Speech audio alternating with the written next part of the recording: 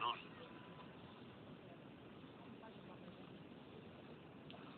আপনার কি লজ্জা শরম নাই? আপনি কি বুঝতেছেন না আপনার সাথে যে আমার তালাক হয়ে গেছে? হ্যাঁ, আপনি তারপরে কিসের জন্য বারবার আমার বাড়ির উঠানে আসেন? হায় হায়, আপনি মায়ের লয়ে আইছেন?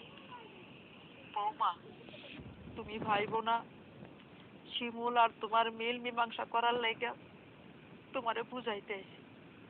আসলে আমরা সারা জীবনের লাইগা এই এলাকা ছেড়ে চলে যাইতেছি।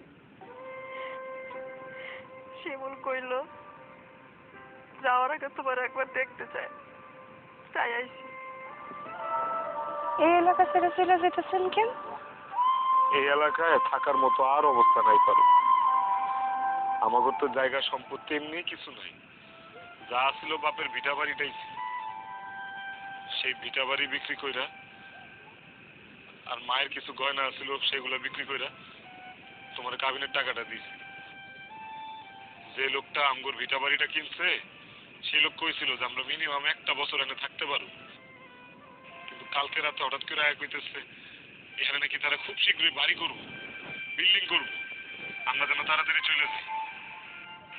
সেই জন্য আমরা চলে যেতেছি। কই যাবেন তাইলে এখন? কই যাবো জানি না, কিন্তু এই গ্রাম ছেড়ে অনেক দূরে চলে যেতেছি। যাওয়ার আগে ইচ্ছা ছিল তোমার শেষ একটা বার দেখা যাবো, সেই জন্য তোমার দেখতে এসছি। জানি না এই জীবনে তোমার সাথে আর কোনোদিন দেখা হইব কিনা পারো।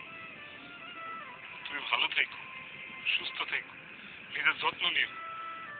আমি যেখানেই থাকি সারাটা জীবন তোমারই ভালোবাসবো, সারা জীবন তোমার স্মৃতি বুকে ধরে বেঁচে থাকি। তোমার যদি আমারে কোনোদিন দরকার হয় আমার একটা বার স্মরণ করে পারো, আমি তোমার সামনে হাজির হব। পারুল, তোমার মনে আছে আমরা ঠিক করছিলাম আমাদের যদি মেয়ে হয় তাহলে আমাদের মেয়ের নাম আমরা রাখবো তোমার নাম আর আমার নাম মিলায়া। তোমার নাম পারুল, আমার নাম শিমু, আমাদের মেয়ের নাম রাখবো বকুল। মনে আছে তোমার? তুমি যদি আরেকটা বিয়া করো সেই ঘরে যদি তোমার একটা মেয়ে হয়